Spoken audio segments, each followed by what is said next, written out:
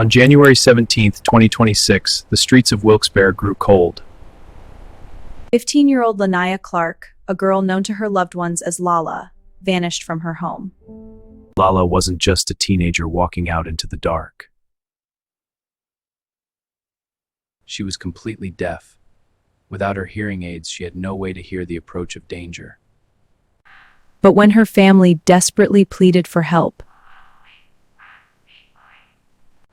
the system that was supposed to protect her looked at a vulnerable, disabled child and decided to look the other way. When a child goes missing, every single second is a matter of life and death. For a deaf minor, the protocol should have been immediate, an Amber Alert.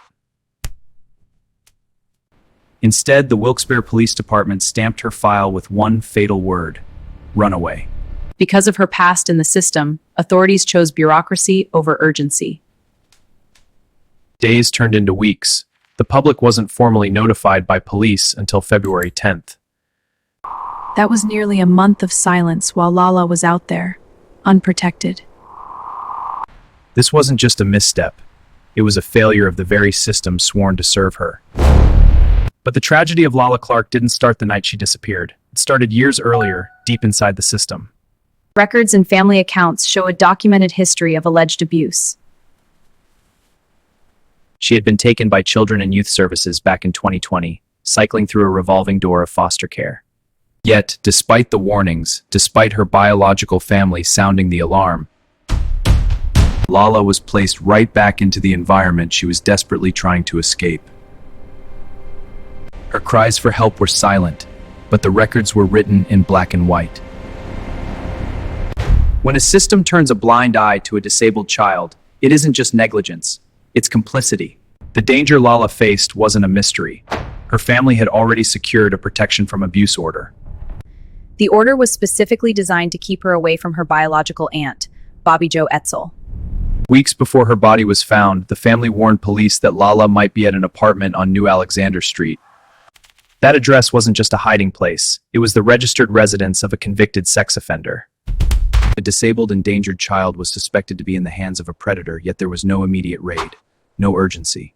While the authorities stalled, Lala's family lived a nightmare, knowing exactly what kind of monster was out there. Etzel would eventually be arrested in Maryland, facing charges of corruption of minors.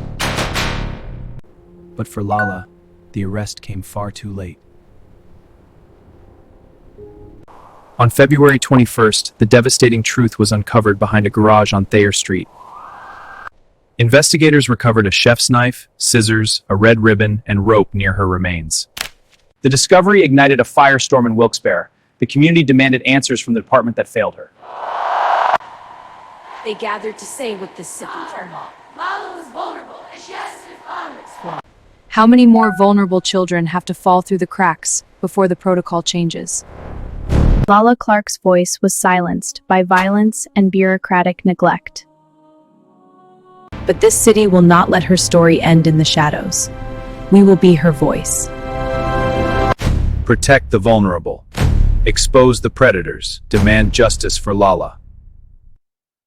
Share her story. Make them listen.